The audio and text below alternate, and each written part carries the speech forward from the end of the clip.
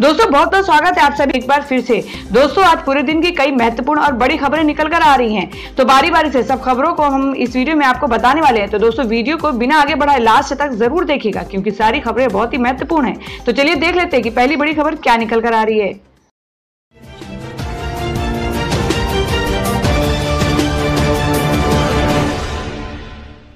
तो दोस्तों पहली जो बड़ी खबर आ रही है बहुत ही राहत भरी है कि केंद्र सरकार ने ग्रामीण क्षेत्रों में निर्माण कार्यों को दी इजाजत, नए दिशा निर्देश किए जारी।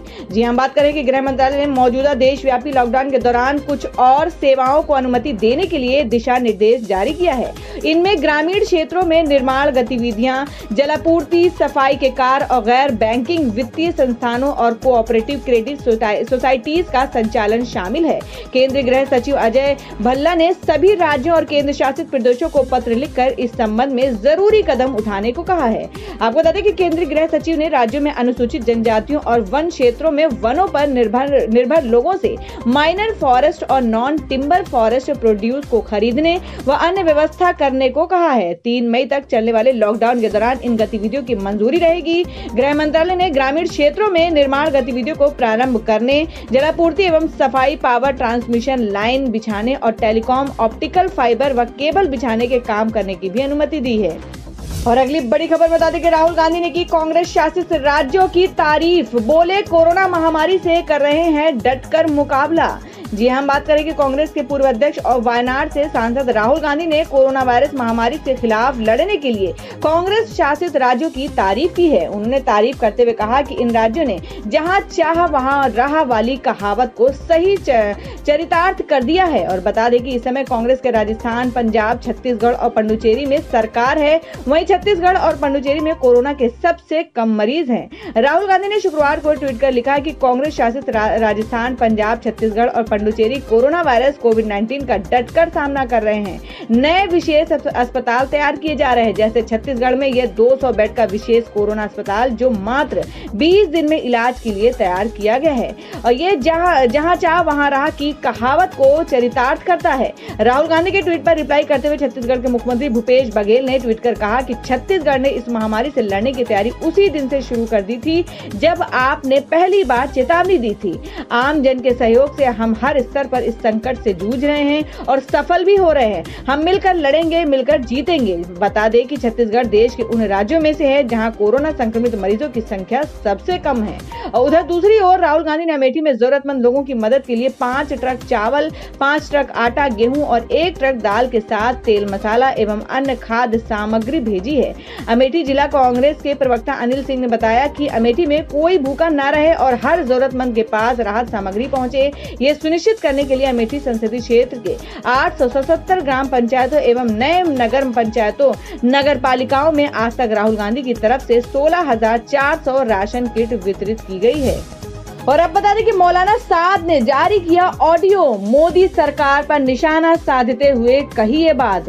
जी आपको बता दें कि निजामुद्दीन मरकज के तबलीगी जमात के हेड मौलाना साद का एक और कथित ऑडियो क्लिप सामने आया है। और इस ऑडियो में वो तबलीगी जमात के साथ प्रशासन और सरकार के रवैये पर सवाल खड़े कर रहे हैं। आज तक ने दावा किया है कि ऑडियो में साद तबलीग से जुड़े लोगों से धैर्य से काम लेने को कह रहे हैं और साथ ही सरकार के लिए कह रहे हैं कि ये कोई तरीका नहीं है जो मौजूदा सरकार अपना रही है। आपको बता दें साद ने ऑडियो में कहा कि आपके पास धैर्य है तो ही आप अपनी परेशानी का हल कर सकते हैं। एक परेशानी इंसान के अंदर होती है और एक बाहर, दोनों में ही धैर्य अहम है। वही सरकार को लेकर उन्होंने कहा कि सरकार का काम होता है कि वो अपने लोगों को आगे लाने के लिए प्रोत्साहित करे, लेकिन वे मुकाबले की बात कर रहे हैं। इससे तो दूरियां ही बढ़ेंगी। सरकार लोगों के अधिकारों को दबा रही है, ये तरीका ठीक नहीं है। अगर आप उनका समर्थन करते हैं तो मानते हैं कि हमने उनके सामने घुटने टेक दिए और विरोध करेंगे तो कहेंगे कि संघर्ष कर रहे हैं। मौलाना साद कुछ समय पहले तब चर्चा में आए थे जब निजामुद्दीन मरकज के तबलीगी कार्यक्रम में शामिल कई लोग कोरोना पॉजिटिव में पाए गए थे। विदेशी और देश के हजारों लोगों का कार्यक्रम कराने को लेकर लगातार साद पर सवाल उठे हैं। साद के खिलाफ दिल्ली पुलिस और ईडी ने केस भी दर्ज किया है। दिल्ली पुलिस ने मौलाना साद समेत कई लोगों पर गैर इरादतन हत्या का केस दर्ज किया है। इसके अलावा मरकज से जुड़े 18 12 लोगों को क्राइम ब्रांच ने नोटिस जारी कर जांच से जुड़ने को कहा है। और वहीं ईडी प्रवर्तन निदेशालय ने मौलाना साद के खिलाफ धन शोधन रोकथाम कानून के तहत मामला दर्ज किया है और ईडी ने मौलाना साद और 8 अन्य के खिलाफ मामला दर्ज किया है। और अब अगली बड़ी खबर में आपको बता दें कि लॉकडाउन नहीं खुलने पर पैदल घर की ओर निकले मजदूर तय करेंगे 1000 किलोमीटर का सफर। जी हम बात करें कि प्रधानमंत्री नरेंद्र मोदी ने कोरोना वायरस के प्रकोप को देखते हुए देश में 21 दिनों के लॉकडाउन का ऐलान किया था, जिस वजह से महाराष्ट्र में बड़ी संख्या में मजदूर फंस गए थे। वहीं फैक्ट्रियां और निर्माण कार्य बंद होने से बड़ी संख्या में मजदूर ऐसे हैं जिन्हें 2 जन की रोटी भी नहीं नसीब हो रही है। मजदूरों को उम्मीद थी कि 14 अप्रैल को पीएम मोदी लॉकडाउन खोल देंगे और वो अपने घर जा पाएंगे, लेकिन अब 3 मई तक बढ़े लॉकडाउन से उनकी उम्मीद पर पानी फिर गया है। ऐसे में एक बार फिर पैदल ही मजदूर अपने घरों की ओर रुख कर रहे हैं और इन दोनों कुछ मजदूर नासिक और नागपुर से मध्य प्रदेश की ओर से जाते देखे जा रहे हैं। इन्हीं में से एक महिला ने बताया कि लॉकडाउन की वजह से वो नागपुर में अपने परिवार साथ फंस गई थी। उन्हें उम्मीद थी कि 14 अप्रैल के बाद बसों का संचालन शुरू हो जाएगा, लेकिन ऐसा नहीं हुआ। अब वो, उनके पति और 1 साल का बच्चा साइकिल से घर के लिए निकल पड़े हैं। वहीं पैदल घर के लिए निकले दूसरे मजदूर ने बताया कि लॉकडाउन नहीं खुलने की वजह से वो नासिक से अपने घर सतना के लिए पैदल निकला है। उसे 1000 किलोमीटर की दूरी तय करनी है। 5 दिन पहले उसने पैदल सफर शुरू किया था, अभी उसे 6 दिन और लगेंगे। और अब अगली खबर में बता दें जो कि महाराष्ट्र से आ रही है कि लॉकडाउन के बीच महाराष्ट्र सरकार का बड़ा फैसला, किराएदारों को मिलेगी बड़ी राहत। जी हम बात करें कि महाराष्ट्र सरकार ने शुक्रवार को एक अहम आदेश देते हुए कहा कि 3 महीने तक राज्य में मकान मालिक किराएदारों से किराया न ले। मकान मालिक 3 महीने के लिए किराए लेन टाल दे। मुख्यमंत्री कार्यालय की ओर से दी गई जानकारी के मुताबिक राज्य आवास विभाग ने मकान मालिकों को कम से कम 3 महीने के लिए किराया नहीं वसूलने के लिए निर्देश जारी किए हैं और इस दौरान किसी भी किराएदार को किराया नहीं देने के कारण घर से बेदखल नहीं किया जा सकता है। महाराष्ट्र सरकार की ओर से जारी आदेश में कहा गया है कि लॉकडाउन के बाद कामकाज बंद है और ऐसी स्थिति में किसी किराएदार के लिए किराया दे पाना मुश्किल होगा। इसी को देखते हुए सरकार ने मकान मालिकों को फिलहाल किराया न लेने और इसे कम से कम 3 महीने आगे बढ़ाने के लिए कहा है। इस दौरान किसी को घर खाली करने को भी नहीं कहा जा सकता है। तो दोस्तों, आप लोगों को क्या लगता है कि जिस तरह से महाराष्ट्र सरकार ने किराएदारों के लिए फैसला लिया है, क्या अन्य राज्यों में भी इस तरह का फैसला सरकार को लेना चाहिए? आप अपना सुझाव कमेंट बॉक्स में जरूर दें। बढ़ते हैं अगली बड़ी खबर की ओर। और अब अगली बड़ी खबर बता दें कि देश की सबसे बड़ी सॉफ्टवेयर कंपनी का ऐलान, ना होगी छटनी, ना बढ़ेगी सैलरी। जी हम बात करें कि कोरोना वायरस की वजह से देश में प्राइवेट सेक्टर बुरी तरह प्रभावित हुआ है। आशंका जताई जा रही है कि आने वाले वक्त में लाखों लोगों की नौकरियां खतरे में पड़ेंगी। वहीं इस आर्थिक मंदी के दौर में देश की सबसे बड़ी software company Tata consultancy service TCS ने अपने कर्मचारियों के लिए बड़ा ऐलान किया है, जिसके मुताबिक इस साल किसी भी कर्मचारी को मंदी की वजह से नहीं निकाला जाएगा। TCS के वरिष्ठ अधिकारियों के मुताबिक कंपनी में अभी 4.5 लाख कर्मचारी काम कर रहे हैं। कोरोना वायरस की वजह से आई मंदी के दौर में TCS किसी भी कर्मचारी को नहीं निकालेगी और वहीं जिन 40,000 लोगों को नियुक्ति पत्र दिया गया है उन्हें नौकरी दी जाएगी। कंपनी ने एक और बात साफ कर दी है कि इस साल किसी के भी वेतन में बढ़ोतरी नहीं की जाएगी। कंपनी की छटनी ना करने के ऐलान के बाद कर्मचारियों ने राहत की सांस ली है। और अब बता दें कि बिहार में 35 साल के व्यक्ति की कोरोना से जान चली गई और अब तक 2 लोगों की जान जा चुकी है। और जी हम बात कर रहे हैं कि बिहार में दिन प्रतिदिन कोरोना संक्रमण का असर बढ़ता ही जा रहा है। ताजा मामला पटना एम्स का है, जहां कोरोना से संक्रमित मरीज की जान गई है और शख्स की जान के साथ ही बिहार में कोरोना से जान जाने वालों की संख्या 2 हो गई है। जानकारी के मुताबिक मरीज वैशाली जिले का रहने वाला था, वह पटना के एम्स में भर्ती था। बिहार में फिलहाल कोरोना के मरीजों की संख्या 83 है। आपको बता दें कि 35 वर्षीय मरीज को इलाज के लिए पटना के एम्स में भर्ती कराया गया था। प्राप्त जानकारी के अनुसार कोरोना के साथ साथ मल्टीपल ऑर्गन फेल होने से कारण ही उसकी जान चली गई है। और पटना एम्स में आने से पहले मरीज ने बाईपास और खुसरूपुर के अस्पताल में भी जांच कराई थी। मरीज की जान जाने की पुष्टि एम्स के नोडल अधिकारी नीरज अग्रवाल ने भी दी थी। और बता दें कि इससे पहले बिहार में कोरोना वायरस से मुंगेर के एक युवक की भी जान गई हुई थी। इसके बाद से बिहार में अब तक के 80 से भी अधिक कोरोना के मामले सामने आए हैं। तो दोस्तों, खबर में आगे बढ़ने से पहले जान लेते हैं आज के माइंड क्विज के सवाल को। आज का सवाल है, आपको बताना है कि उड़ीसा की राजधानी कहाँ है। इसका जवाब आपको वीडियो के नीचे कमेंट बॉक्स में देना है और सही जवाब देने वालों को रैंडमली सिलेक्ट किया जाएगा और वो जीत सकते हैं एक बम्पर पुरस्कार। बढ़ते हैं अगली बड़ी खबर की ओर। तो दोस्तों अगली बड़ी खबर में जान लेते हैं तो कोरोना वायरस के संक्रमण के ताजा हालात के बारे में। जी आपको बता दें कि 13,000 के पार पहुंची कोरोना वायरस के मरीजों की संख्या। पिछले 24 घंटे में सामने आए 1007 नए केस।